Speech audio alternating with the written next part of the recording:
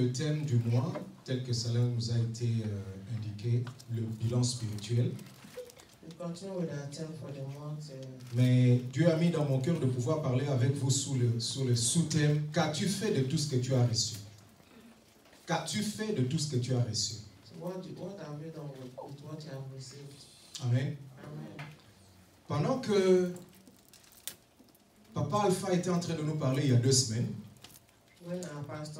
il a épinglé ce passage-là, le Luc 15, où il y avait un jeune homme qui a pris de son père ses biens tel qu'il avait demandé, et puis il est allé dépenser cela, on dit, dans la débauche en vivant mal. He spoke to us about the prodigal son who took his inheritance and went far away to a far country and spent all his inheritance. Et c'est de là que j'ai tiré ce sous-thème-là. Parce qu'il a reçu quelque chose, mais il a mal utilisé cela. Amen. Nous aussi, nous avons reçu beaucoup. Dieu nous a fait beaucoup de bien, mais nous voulons, dans le bilan de l'année, dans le bilan spirituel, voir qu'est-ce que nous avons fait de ce que nous avons reçu de Dieu. Je bénis Dieu parce que la modératrice était, pendant qu'elle était en train de nous conduire dans la modération, elle a dit: bénis Dieu, mon âme loue l'Éternel et n'oublie aucun de ses bienfaits. Bénis Dieu même pour ce que tu n'as pas encore reçu.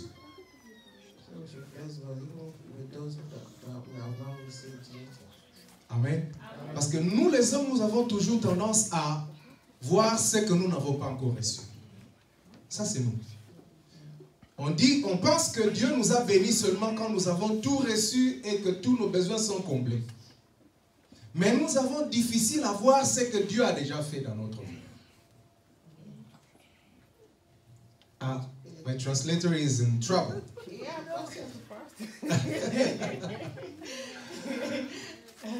Oh là là.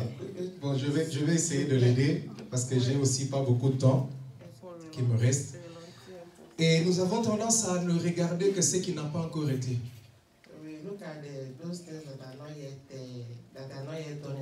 Mais je commence par poser une question aujourd'hui. Qui a été béni cette année? S'il y a quelqu'un qui a vu la main de Dieu, qu'il montre un peu qui a été béni cette année. Gloire à Dieu. Qui veut être béni? Une deuxième question. Qui veut être béni? Amen. Quand je regarde, quand je compare, qui ont été bénis, ils étaient moins nombreux que ceux qui veulent être bénis. Amen. Mais vous savez, Dieu a été tellement bon pour nous et je veux vous le prouver. Bien aimé, vous savez, la chose la plus importante que nous avons reçue de la part de Dieu, c'est la vie. Amen. La chose la plus importante que Dieu t'a donnée, c'est le fait que tu sois vivant. Parce que tant qu'il y a la vie, on peut toujours avoir ce qu'on n'a pas encore reçu. Nous à Kinshasa, nous qui sommes nés à Kinshasa, on a des termes que j'aime bien. Lingala, des fois, il est vraiment plus profond. En Lingala, on dit Mabende Liwa. Amen. Donc le mal c'est la mort. C'est seulement quand tu es mort que vraiment là c'est le plus grand mal. Mais aussi longtemps que tu n'es pas encore mort, tu peux toujours espérer et voir la main de Dieu. Amen. Bien-aimé, je voudrais que tu regardes autour de toi, parce que nous sommes en train de voir que la chose la plus importante que Dieu t'a donnée, c'est la vie. Regarde autour de toi combien de gens sont morts qui ne sont plus vivants aujourd'hui. Dernièrement, j'ai vu des obsèques d'un ancien président de la République ici. Jacques Chirac, il est mort. Et pendant qu'on était, on l'a pleuré aux Invalides. Il y avait une file de gens qui étaient venus depuis le matin jusqu'au soir, juste pour voir le cadavre de quelqu'un. Et pendant que je regardais le reportage, j'ai vu une femme avec un chien chihuahua. Amen. Et là, mon esprit est rentré pour dire, tu vois ces chiens-là, ils vaut plus que Jacques Chirac qui est mort. Amen. La Bible dit, même un chien mort vaut mieux qu'un lion vivant. Le Jacques Chirac, tout puissant qu'il était, il ne valait rien par rapport à ce petit chien chihuahua qui était encore vivant. Amen. Bien-aimé, toi aussi, Dieu t'a fait beaucoup de bien, mais tu ne te rends peut-être pas compte.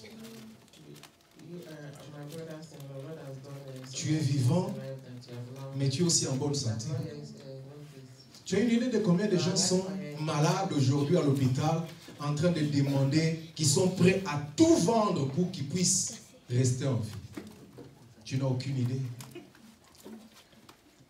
Une fois, il m'était arrivé d'aller visiter un malade, pendant que j'étais encore au pays. On est allé visiter un homme qui était, donc un de nos frères, on a prié pour lui. Alors, son voisin a demandé à son garde malade qu'on puisse aussi aller le voir. Ils sont allés le voir. Il a dit, mais vous êtes venu, vous n'avez prié que pour votre frère. Moi, je suis aussi malade. Est-ce que vous pouvez aussi prier pour moi? On a dit, non, si tu veux bien suivi, nous allons prier pour tous les pavillons. Et tu dis, moi, je veux que vous puissiez prier pour moi. On dit, raconte-nous, tu as quoi? On va prier parce que tu as quoi? Il ouvre son habit. Il avait un ventre ballonné. Il tape comme ça. C'était comme si tu tapais du roc. Il m'a dit, il nous a dit, on était à deux avec un autre ami qui est aussi pasteur. J'ai un cancer d'intestin. Mon ventre ne fait que gonfler et je ne sais pas jusqu'où ça va s'arrêter, mais je crois que je n'ai plus très longtemps pour vivre. Nous avons prié pour lui, nous sommes partis. Pasteur, en route, on était calme, moi et mon ami. Moi, c'est lui qui conduisait, et moi, j'étais en train de penser à comment est-ce qu'on peut attraper un cancer d'intestin. Ça s'attrape comment? Parce qu'il a mangé du cabri, guana ou quoi? Amen. Des maladies compliquées. Nous qui vivons dans un pays où on dit, voilà, les aliments sont produits avec des pesticides et tout un tas de choses. Il y en a qui attrapent des cancers et qui partent. Bernard Tapie, il a le cancer. Phase, je ne sais pas, terminale ou quelque chose comme ça. Mais vous savez combien de millions Bernard Tapie a gagné? Il a déjà gagné 425 millions ici dans ce pays. C'est un millionnaire. Même plus. Amen. Amen. Moi, j'ai vu Steve Jobs, le monsieur de Apple. Les ordinateurs et tout ça. Quand il était encore tout maigre, il était sur le point de partir. Il a fait des conférences, il commençait seulement à conscientiser les gens. Prenez soin de vous et profitez de la vie. Amen. Vous n'avez aucune idée de ce que vous avez comme grâce de vivre et vivre en bonne santé. Amen. Est-ce qu'il y a des conducteurs, est-ce qu'il y a des chauffeurs parmi nous, des gens qui conduisent? Moi, je conduis. Tu conduis, tu sors et tu rentres pendant 1 année, 2 ans. Ce n'est pas ton permis qui fait que tu puisses partir et revenir. Ce n'est pas l'adresse au volant qui te garde, non. Ce n'est même pas l'expérience de la conduite. C'est la grâce de Dieu. Amen.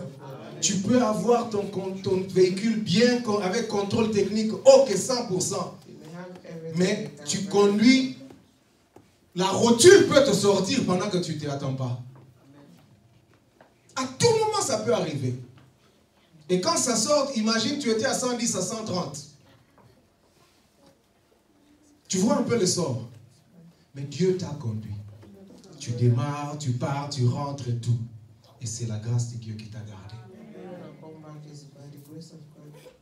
Amen. Amen. Tu diras peut-être, moi je ne conduis pas. Moi je prends le bus. Mais il y a des gens qui étaient en train d'attendre leur bus. Mais quelqu'un a eu un problème avec son train avant. Il conduit normalement et puis paf, il sort. Il vient terminer sa course sur toi. Pasteur, j'ai vu ça. J'étais un jour sur mon véhicule en train de rouler. J'ai vu un véhicule perdre le contrôle, sortir de la route. Aller percuter quelqu'un et le cogner. C'était tellement choquant que je suis descendu. Je suis allé voir. Quand je suis allé, j'ai vu. Je suis rentré dans mon véhicule. J'ai dit, Seigneur, garde-moi. Qu'est-ce qui s'est passé? Chez nous, les roulages, ils sont un peu bizarres. Ils voulaient demander de l'argent à quelqu'un qu'ils avaient arrêté. Ils se sont mis à se disputer le volant. Il y avait un jeune homme comme moi, en veste, très bien, qui attendait son transport. Il faisait ça pour attraper son taxi et partir. Et un véhicule sort, ce véhicule-là où il y avait ces militaires, ces roulages. C'est sorti et c'est allé le cogner. J'ai vu ça. Quand j'ai vu l'état de sa jambe, ça m'a rappelé une histoire que ma femme m'a racontée. Il y a une amie à elle, son mari aussi devait être amputé parce qu'il avait eu un accident de véhicule de circulation. Il n'a pas supporté le choc. Et des jours ont passé, il en est mort. Mais tu peux t'imaginer, tel que tu es là, tu aimes bien t'habiller et tout ça, tu es beau, tu es belle, tel que je vois. Je bénis Dieu pour ça. Mais qu'un jour tu puisses te retrouver estropié, pas là-bas, mais on t'a coupé la jambe parce qu'un accident est arrivé subitement comme ça. Tu peux te l'imaginer? Cet homme-là n'a pas supporté ça. Il a dit non, mieux vaut mourir. Et il est mort. Amen. Bien-aimé, les bontés de Dieu, je veux seulement que tu regardes autour de toi et que tu vois combien est-ce que Dieu a été bon, très bon, et être reconnaissant pour ça. Amen. Je veux seulement que tu puisses voir ça. Toi, tu es berger. Quand je regarde, la majorité d'entre nous, nous sommes des immigrés. Papa, un jour, je regardais à la télé, j'ai vu des natifs d'ici, sans abri. Ils passent la nuit dehors. Il y en avait même un qui est mort de froid. Je dis non, ça c'est quand même compliqué. Nous là qui sommes immigrés, nous sommes en train de nous chercher, nous dormons au chaud. Mais il y en a qui sont en train de mourir de froid. Natifs d'ici. Qu'avons-nous fait, Seigneur, merci. Ce sont des choses, tu ne peux pas t'imaginer combien de gens sont en train de se battre pour ce que toi tu as déjà. Amen. Tu as un travail. Tu sais combien de gens n'ont pas de travail? Tu as des enfants, tu es marié. Tu es marié, gloire à Dieu. Tu sais combien de gens ne sont pas mariés? Tu es marié, tu as des enfants, gloire à Dieu. Tu sais combien de gens sont en train de chercher des enfants? Qui sont en train de chercher même à adopter. Mais les démarches sont très compliquées. Mais toi, Dieu t'a tout donné. Amen. Dieu a fait beaucoup de choses, mais qu'est-ce que tu as fait de ça? C'est ce que nous allons voir. Qu'est-ce que tu as fait de ce que tu as reçu? Qu'est-ce que tu as fait de ce que tu as reçu de Dieu? Mais Dieu bénit toujours au travers des hommes. Dieu bénit toujours au travers des hommes. Est-ce que tu as déjà béni Dieu pour ton mari ou ta femme? Tu sais, il y a combien de femmes qui sont en train de se dire, mais si j'avais su, je crois que je ne me serais pas mariée. Mais toi, tu as un mari calme qui est à la maison, qui ne te pose pas de problème. Toi, tu as une femme aussi qui est vraiment bien, qui ne te pose pas de problème. Est-ce que tu as déjà dit merci à Dieu pour ça? Tu as des parents. On a mangé ici. Noël, bonne année, ça on va manger dans 2 jours. Est-ce que tu dis merci pour tes parents? Qui a appelé son père ou sa mère? Il y en a qui ont même oublié qu'ils ont des parents. Il y en a qui ont mangé foie gras, crevettes et tout ça, gloire à Dieu, un gros poulet. Mais ceux qui t'ont mis au monde, peut-être qu'eux, ils n'avaient pas mangé ce jour-là. Est-ce que tu es reconnaissant pour tes parents? Amen. Moi, je suis contre la religion. religion ou cette théologie qui a transformé tous les parents en sorciers. Je suis contre ça. Personne ne peut modifier la parole de Dieu parce que dans la parole de Dieu, quand Dieu a donné les commandements, les 4 premiers commandements concernent Dieu. Les 6 autres, ça concerne nos relations avec les autres. Donc, les 4 premiers commandements, c'est les relations d'un homme avec son Dieu. Les 6 autres, c'est nos relations à nous envers l'autrui. Amen. Et le premier commandement de cette deuxième catégorie-là, ça commence par honore ton père et ta mère. Amen. Tu ne vas jamais enlever ça de ta vie. Une personne qui n'honore pas son père et sa mère ne respecte pas le commandement de Dieu. Il n'y a pas de théologie de bando, kiou, bango et tout. Non. Amen. Peu importe ce qu'ils sont. C'est vrai, ils peuvent être ce qu'ils sont. Mais la Bible dit que malgré ce qu'ils sont, toi, tu dois les honorer. Amen. Est-ce que quelqu'un a pensé à ses parents? Est-ce que quelqu'un dit merci aux gens qui l'ont aidé dans la vie? C'est que nous sommes toujours grâce à d'autres personnes. Mais quand tu dois te concentrer, ceux qui t'ont aidé dans la vie, quelles sont tes relations avec eux aujourd'hui? Est-ce que vous êtes toujours en bon terme ou est-ce qu'on est dans cette disposition-là d'être reconnaissant? Amen.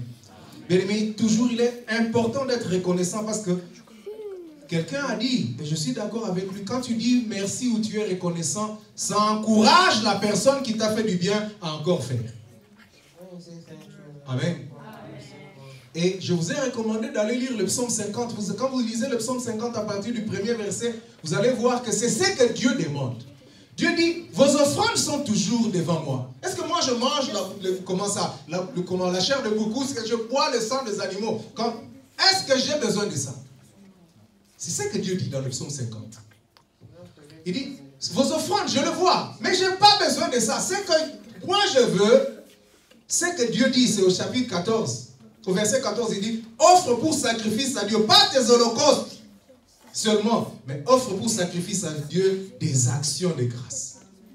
Et accomplis tes vœux envers l'Éternel.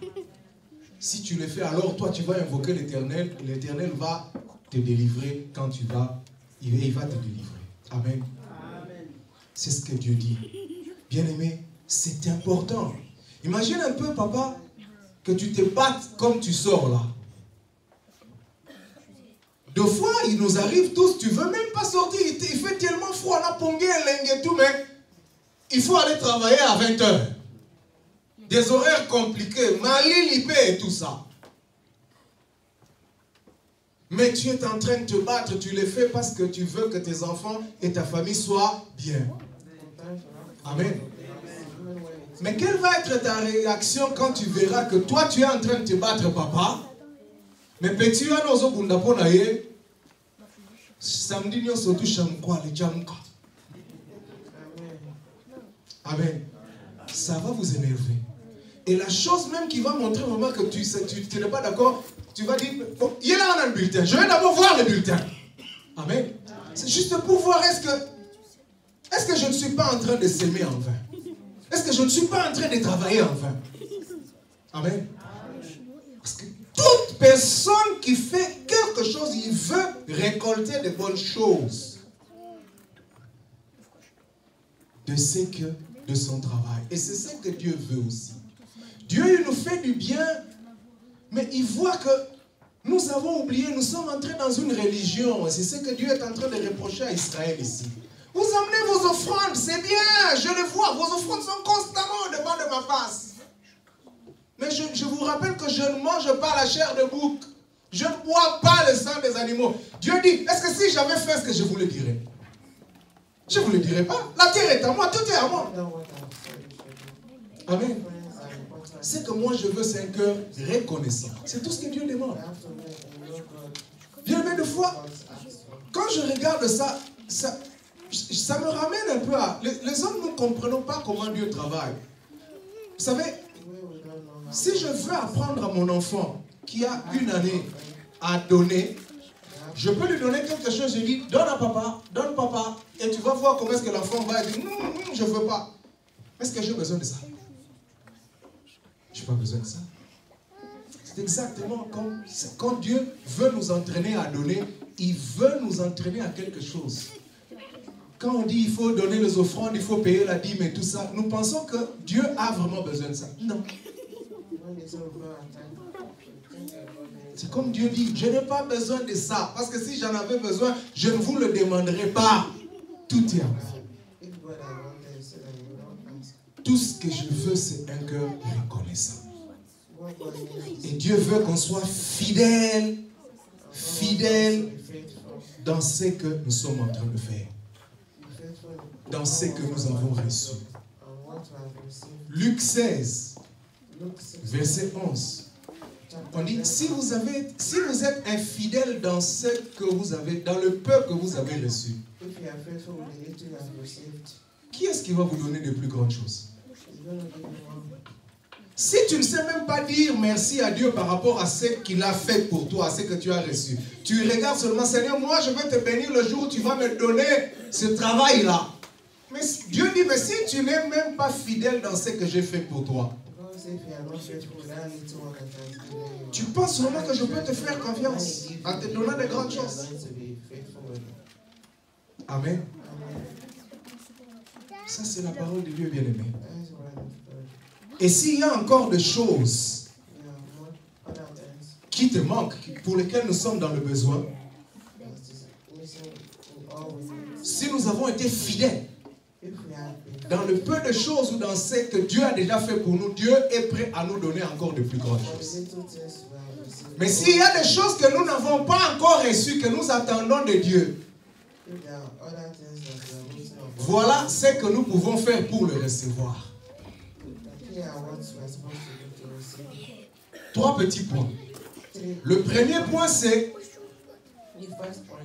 si nous n'avons pas encore reçu ce que nous avons, ce que nous attendons de Dieu, nous pouvons aller rappeler Dieu, aller provoquer le souvenir de Dieu. Provoquer le souvenir de Dieu, c'est la première chose qu'on peut faire. Bien aimés, les hommes peuvent oublier tout ce que vous leur faites comme bien. Mais Dieu, lui, n'oublie jamais. Amen. Il y a des gens qui disent, moi j'ai fait beaucoup de gens. Ça, c'est les hommes. Mais ce que tu fais, Dieu, lui n'oublie jamais. Amen. Dieu se souvient toujours de bienfaits. Le bien que tu as fait aux gens, à ses serviteurs, à son église, le bien que tu as fait quelque part, Dieu n'oublie jamais. Amen. Bien aimé, on connaît l'histoire de Joseph. Joseph a fait du bien à quelqu'un. Il a aidé à un interprétant son rêve et il était sorti. Joseph l'a supplié, souviens-toi de moi. Parle de moi, s'il te plaît, devant le roi, devant Pharaon, pour qu'on me sorte d'ici. Et cet homme-là est parti, il a oublié. C'est la nature des hommes. Les hommes oublient. Si Joseph avait été oublié par cet homme, mais le Dieu de Joseph ne l'avait jamais oublié. Amen. Il y a un autre homme, c'est Mardoché. La Bible dit, dans le livre d'Esther, Mardoché avait fait quelque chose qui était oublié. C'est resté, c'était écrit dans les annales, mais oublié dans les livres. Mais, pendant que Mardoché était oublié, Dieu lui n'avait pas oublié. Et un jour, comme Dieu n'oublie jamais, Dieu est allé rappeler le souvenir du roi. Et Mardoché était récompensé. Bien aimé, je vais dire à quelqu'un cet après-midi, fais du bien et Dieu se souviendra toujours de toi. Ne te fatigue pas de faire du bien. Ne dis pas, moi je fais le bien, mais les hommes oublient toujours, je ne ferai plus de bien aux gens. Continue à faire le bien. Et Dieu se souviendra toujours de toi. Et plus loin, Dieu va se souvenir non pas seulement de toi, mais même de tes enfants.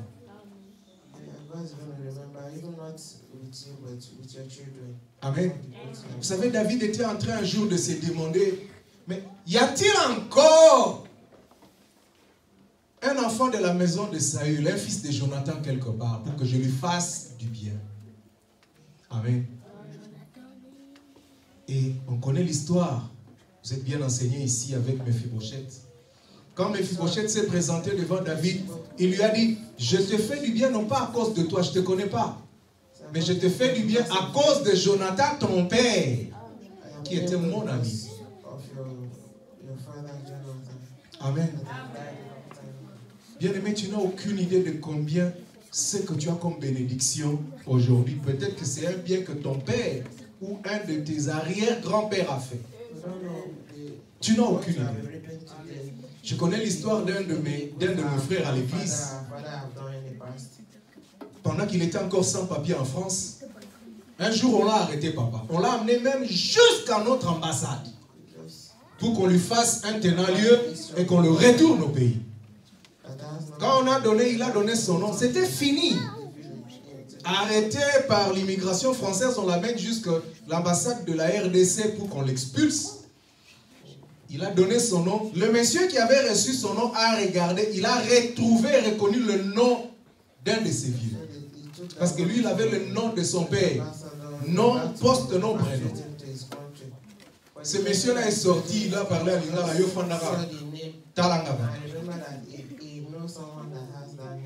Il a dit à ces gens, cet homme n'est pas congolais. Qu'ils vous disent il est de quelle nationalité. Moi, je ne peux pas lui faire un laisser-passer.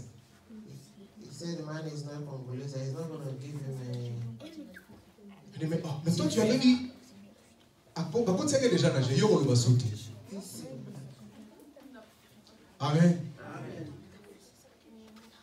Et il a eu la vie sauve comme ça. Et cet homme-là, quand ils sont, avant de partir, il lui a laissé son petit numéro. Il a dit, tu m'appelles. Et quand il l'a appelé, le monsieur qui lui avait dit qu'il ne le connaissait pas, qu'il n'était pas congolais, il lui a dit, j'ai vu le nom d'un de nos vieux qui était avec nous quand on était étudiant à Bukavu. Est-ce que tu ne serais pas son fils? Il a dit, si, c'est mon père. Il a dit, quand moi j'étais étudiant à Bukavu, pendant tous les cursus, mon père ne me donnait plus rien. C'est ton père qui nous avait soutenus.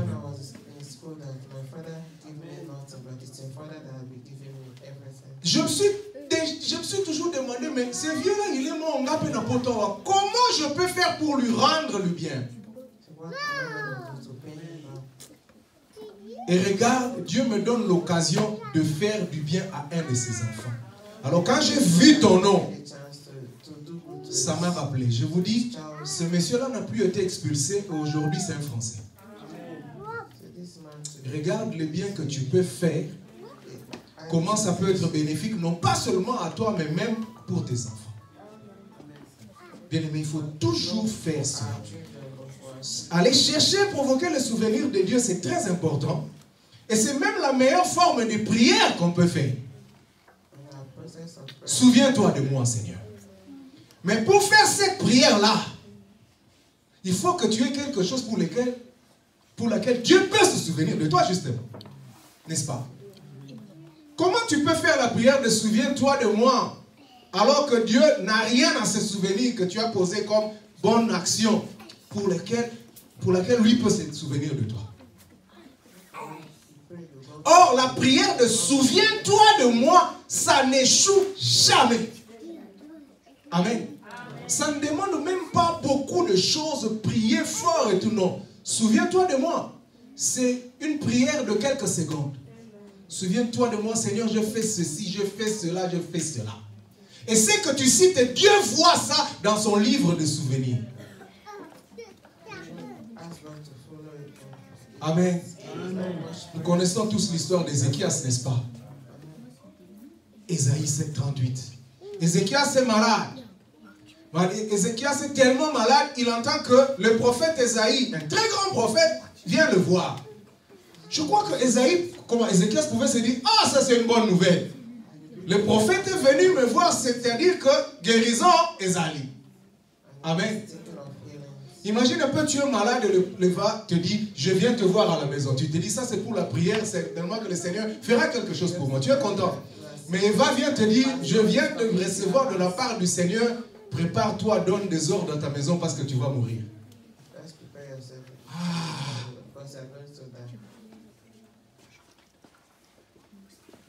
Amen. Et Esaïe, comme c'était un prophète, il était comme ça, il a donné son message, il est parti. C'était un ainsi dit l'Éternel. Qu'est-ce qu'il pouvait faire? Et Ézéchias a fait cette prière-là. Souviens-toi de moi, Éternel. Souviens-toi que j'ai marché de manière honnête au-devant de toi. Souviens-toi que j'ai fait ceci et cela pour toi. Pour ça, souviens-toi de moi, Seigneur. Amen. Bien aimé, la Bible dit que Ésaïe, quand il a donné son message, il était en train de partir. Il n'était même pas encore arrivé au milieu de la cour du roi. Dieu lui a encore parlé. C'était ainsi dit, moi l'Éternel, mais j'annule ça. À cause de la prière que je viens d'entendre de mon fils. Et la prière d'Ézéchiel, c'était souviens-toi de moi. Amen.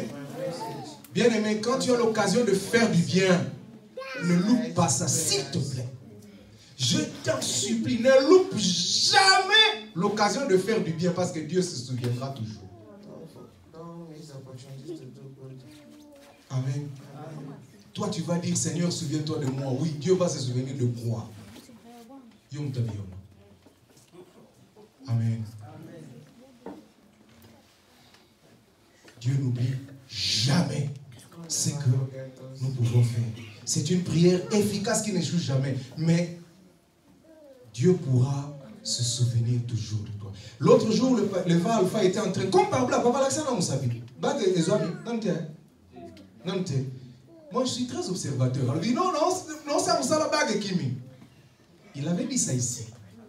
Oh, la grâce de Dieu de Colmar, si vous connaissiez le don de Dieu. Jésus-Christ était en train de dire à la femme samaritaine, si tu connaissais le don de Dieu, celui qui est à côté de toi qui te parle, c'est toi qui allais lui demander de l'eau. Église des dieux de Colmar. Moi, je suis serviteur de Dieu. Je vous dis aussi, si vous connaissez le don de Dieu, qui est cet homme? Vous n'allez pas le traiter comme vous êtes en train de le traiter. Amen. Le problème est que vous êtes tellement habitués. Beaucoup vous commencez à le prendre pour un homme normal. Ce n'est pas un homme normal, ordinaire.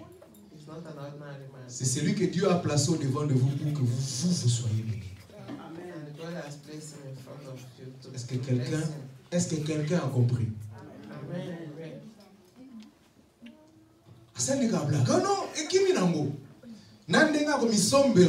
Mais tu manques une bonne occasion d'être béni.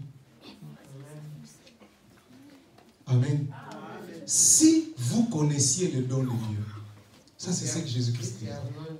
Si tu connaissais le don de Dieu, je crois que tu n'allais pas te comporter comme ça. Amen. Je ferme cette parenthèse-là. La deuxième chose que vous pouvez faire pour recevoir ce que vous n'avez pas encore reçu de Dieu, c'est en promettant de faire quelque chose pour Dieu s'il te bénissait. C'est ce qu'on appelle faire un vœu. Tu te bats pour avoir quelque chose, ça te résiste.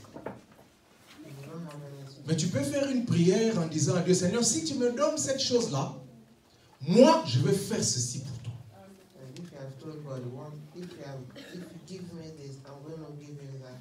C'est ce que Anne avait fait. Amen. Bien aimé, la Bible dit que chaque année, il montait à Silo prier. Chaque année, c'était comme ça. La Bible même dit que non, toutes les années, il en était ainsi. Mais un jour, Anne a changé la façon de prier. Parce qu'elle avait remarqué quelque chose. Dans la sacrificature, le grand prêtre, le sacrificateur Élie et ses enfants, Phiné et Ophni là, ils étaient déjà dans le désordre. La Bible dit, on ne savait plus, le travail de Dieu était très mal fait. Parce que les enfants d'Élie commençaient à faire n'importe quoi. Je ne sais pas si Anne aussi n'avait pas vécu ça, mais elle a fait une prière à Dieu. Seigneur, si tu me donnes un enfant mâle, je vais le consacrer pour toi. And she said, if you are giving me a child, I'm going to consecrate him to you. Et la Bible a dit que Dieu lui a donné ça. Vous savez pourquoi Dieu lui a donné ça? Parce que Dieu s'est retrouvé dans ce qu'elle était en train de proposer à Dieu. Amen. C'est ce qu'elle était en train de demander à Dieu. Nous tous, les Congolais, nous savons, on parle de deal. Hein. Chez nous, on parle de deal. C'est un deal, un deal, un deal. Mais si le deal que tu fais, Dieu se retrouve dans ce deal-là, il te l'accorde. Amen. Nous avons un deal. Amen. Dieu aime les deals. Dieu aime bien qu'on puisse faire des deals. Il aime ça. Pourvu que dans ce que tu proposes, lui se retrouve là-dedans. Et comme Anne était en train de proposer quelque chose qui allait dans les intérêts de Dieu, Dieu n'a pas résisté, il lui a donné ça. Amen. Et bien aimé, si vous lisez aussi dans le livre de Genèse, au chapitre 28, Jacob aussi avait fait un vœu. On connaît, la Bible dit que Jacob était en train de dormir sur un morceau de pierre. Bethel, il a vu les anges monter et descendre. Jacob a fait un vœu. Il a dit, si l'Éternel me garde et que je rentre dans la maison de mon père en sécurité et béni, alors l'Éternel, le Dieu de mon père, sera mon Dieu. Amen. Bien aimé, chose curieuse, c'est que un jour j'étais en train de méditer ma Bible au chapitre 31. Donc Genèse 31, verset 13, Dieu lui rappelle son vœu. Dieu rappelle à Joseph son vœu, à Jacob son vœu. On va lire ça très rapidement. Genèse 31, 13. Genesis 31, 13.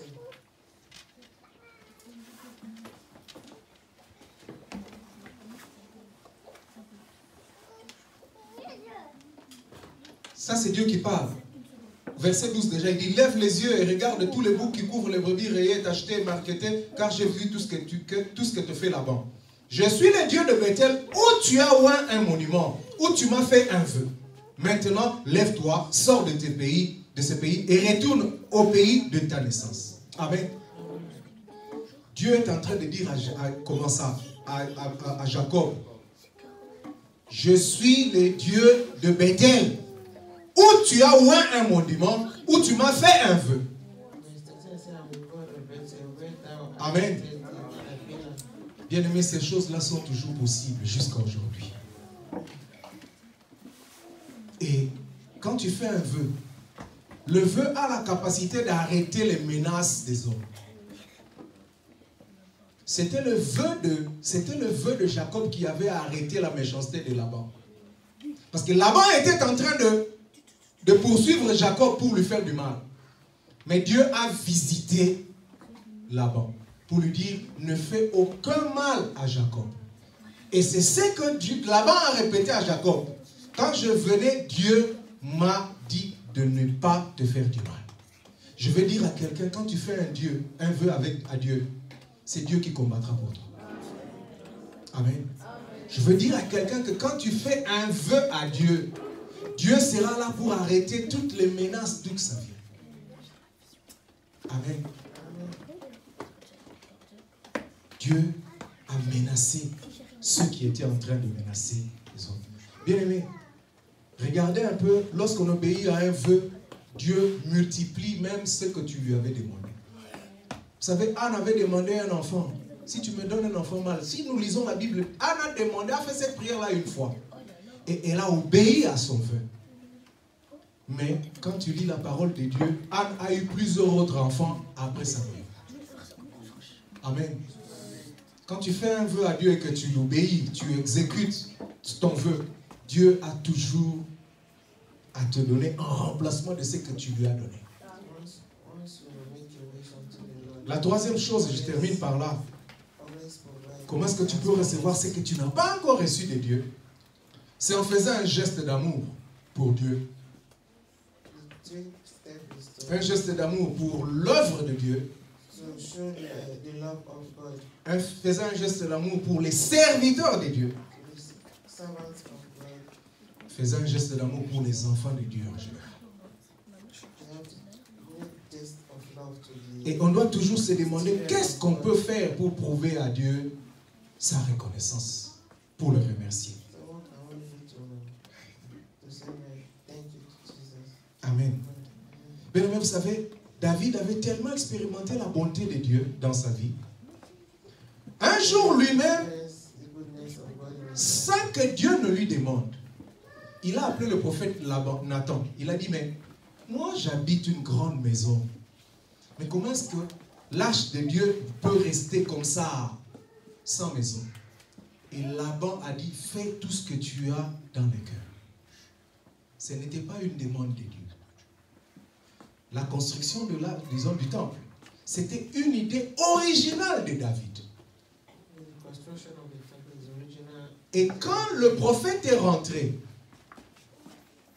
Dieu a parlé au prophète, va dire à mon serviteur David, je les ai fait sortir d'Égypte pendant tout le chemin. Je n'ai jamais demandé à Israël de me construire une maison. Et personne n'a eu l'idée. Mais puisque lui a eu cette idée-là de m'honorer ainsi, dis à David que son trône va durer éternellement. Il ne va jamais manquer un fils sur le trône de David. Je lui ferai toujours du bien. Vous savez comment on appelle Jésus? Fils de David. Amen. Jésus-Christ, c'est quand il vient comme roi, on l'appelle fils de David. Vous vous rappelez, hein? Zachée. Fils de David, même Bartimée. Amen. C'est une promesse que Dieu a vue. Waouh, ça, je n'ai jamais vu ça. Je n'ai jamais demandé, même pas à Moïse, de me construire une maison. Moi, j'habite un tabernacle. Mais ce monsieur, avec le cœur qu'il a, il regarde, il dit, je vais faire quelque chose pour montrer à Dieu qu'est-ce que tous les biens qu'il m'a fait. Je vais construire une maison. Et Dieu a dit, David, son nom ne va jamais s'effacer. Et même le Seigneur, quand il vient comme fils de David. Le Messie, c'est le fils de David. Amen. Même quand Israël pouvait être divisé et tout, mais quelqu'un de la famille de David était toujours sur le trône. Même si Salomon pouvait pécher et que Dieu pouvait chasser Israël, Dieu se souvenait toujours de ce que David avait fait. Amen. Il faut toujours faire quelque chose pour honorer son Dieu. Et c'est comme ça que nous avons lu le psaume 116. C'est David qui a dit, comment est-ce que je peux rendre à l'Éternel tous ses bienfaits? Bien-aimé, on doit toujours se demander qu'est-ce qu'on peut faire pour remercier Dieu. Seigneur, qu'est-ce que je peux faire pour dire merci à mes parents, à mon mari et tout ça. Amen. Moi, ma femme est née le 31 décembre. Je suis en train de dire, mais Seigneur, qu'est-ce que je vais lui donner comme cadeau? Amen. Pour la remercier, tu as été précieuse pour moi. Amen. Elle ne sait pas, aujourd'hui, pendant que j'étais au volant, on était cadeau. Les enfants ne sont pas venus. On était au volant. J'étais au volant, j'étais en train de conduire. J'ai dit, ouais, ça fait 21 ans qu'elle est à mes côtés. Comme ça. Nous sommes montés, nous sommes descendus, nous avons passé des moments difficiles, compliqués. Nous avons vu la joie et tout ça. Elle est toujours avec moi. Amen. Qu'est-ce que je peux lui donner comme cadeau pour lui faire plaisir? Amen. Et c'est ce que David s'était posé comme question. Psaume 116, verset 12. Comment rendrai-je à l'Éternel tous ses bienfaits envers moi? Il répond lui-même. Première chose, David dit, je lèverai la coupe de délivrance.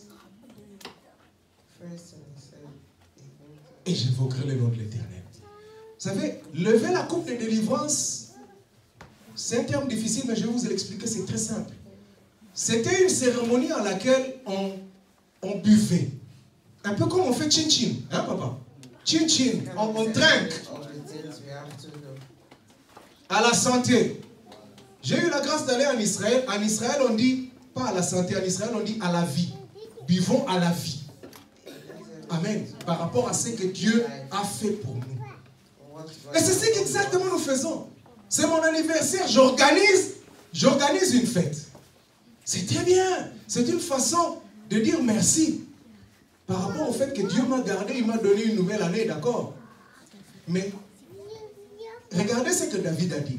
Je lèverai la coupe de délivrance. C'est-à-dire que je vais organiser un festin, une fête, je vais manger et boire. Mais pendant cette fête-là, j'invoquerai le nom de l'Éternel. Amen. Je lèverai la coupe de délivrance et j'invoquerai le nom de l'Éternel. Ça va toujours ensemble.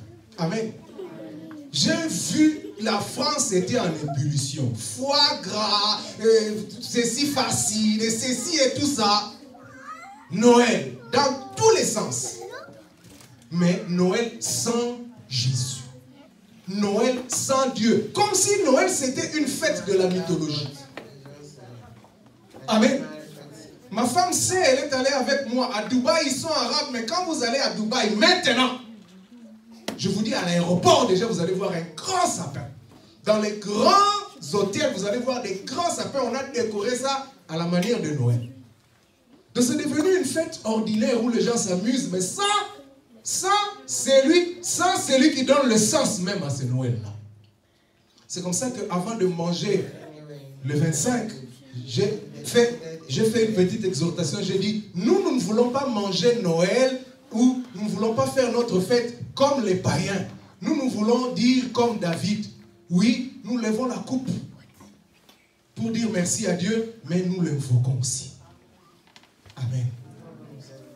Bien aimé, quand vous faites vos fêtes, est-ce que Dieu se retrouve dans vos fêtes? Amen. Une grande fête au loué contre Nassala, 30 ans. Les gens viennent, ils mangent, ils boivent, ils se saoulent même. Mais le nom de l'Éternel n'est pas invoqué. Amen. Le nom de l'Éternel n'est pas invoqué. Ça, c'est ce que David avait dit. La deuxième des choses, David a dit, j'accomplirai mes vœux envers l'Éternel en présence de tout son peuple. C'est aussi important. Le jour où le Seigneur permettra qu'on revienne sur ça, je vais revenir en détail sur ces choses-là. Accomplir ses vœux. Tu as fait un vœu à Dieu. Seigneur, si tu me donnes un enfant, je te bénirai. Seigneur, si tu me donnes du travail, Seigneur, si tu me fais ceci, si tu me donnes du papier, si tu me donnes un véhicule, je ne manquerai plus l'église. Dieu t'a donné un papier, un travail, un véhicule, mais tu ne viens pas. Ton temps devient compliqué. Ah, moi je travaille, notre patron il est compliqué, et même dimanche nous on travaille.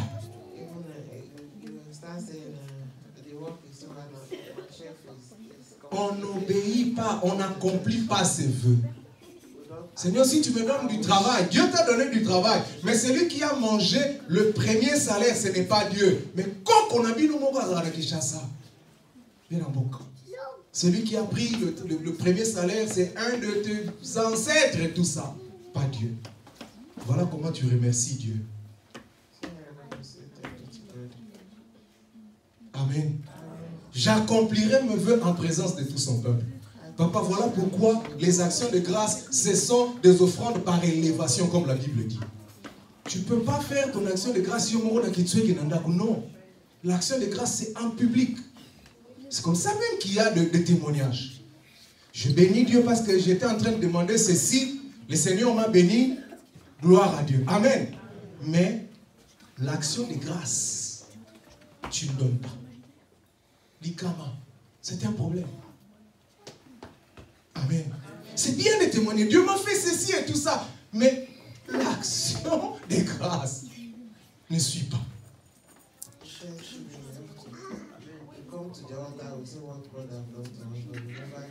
La troisième des choses, David a dit, j'offrirai un sacrifice d'action de grâce.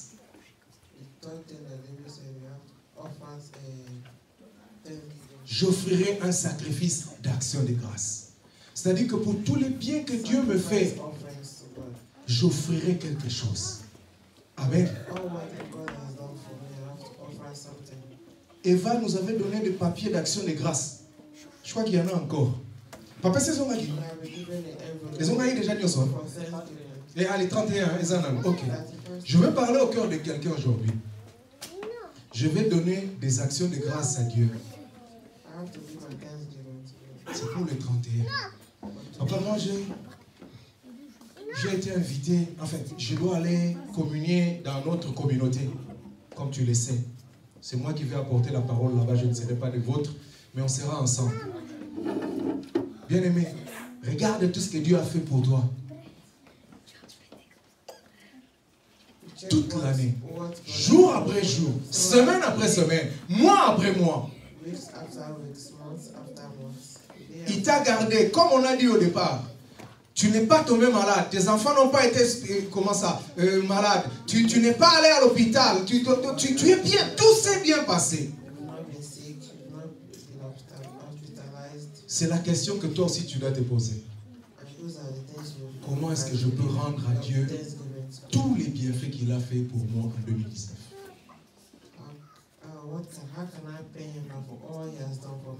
Comment est-ce que je peux rendre, qu'est-ce que je peux faire pour rendre à Dieu tous les bienfaits qu'il a fait pour moi? Que Dieu parle à ton cœur. Mais si tu veux honorer ce Dieu-là, c'est que tu vas mettre dans cette enveloppe. Ça répond à la valeur que tu donnes à ces dieux. C'est-à-dire que quand tu mets 5 euros, c'est-à-dire que Seigneur, pour tout ce que tu as fait pour moi en 2019, je te donne 5 euros d'action de grâce. Nous, on ne peut pas te dire oui ou non. Mais c'est toi qui sais. Si tout ce que Dieu a fait pour toi, ça vaut 5 euros, 10 euros, 20 euros ou 30 euros ou je ne sais combien. Amen. Le bilan spirituel. Aujourd'hui, c'était la reconnaissance. Qu'as-tu fait de tout ce que Dieu a fait pour toi? Qu'as-tu fait de tout ce que tu as reçu des autres? Qu'as-tu fait parce que Dieu t'a fait beaucoup de bien? Mais comme tu n'as pas encore vu, Dieu te dit, comme on fait le bilan pour voir comment on peut améliorer la chose, Dieu te donne encore l'occasion de t'améliorer, de t'amender pour que ce que tu n'as pas encore eu, tu puisses l'avoir. Amen. Le bilan est fait pour ça. C'est pour voir si on est sur le bon chemin ou si on doit dégager des gens parce qu'on ne saura plus payer les salaires ou si... le bilan est fait pour ça. Amen. Voilà pourquoi dans le psaume 139 on dit « Sonde-moi éternel, vois si je suis toujours sur la bonne voie. Si je suis sur la mauvaise voie, ramène-moi. » Toi aussi tu as vu. Tu as peut-être manqué de reconnaissance. Mais Dieu te donne l'occasion de te rattraper. En allant provoquer le souvenir de Dieu. Amen. En faisant un vœu si c'est possible. Troisième chose, en accomplissant un geste d'amour qui va marquer le cœur de Dieu. Que le Seigneur bénisse sa parole et que le Seigneur bénisse.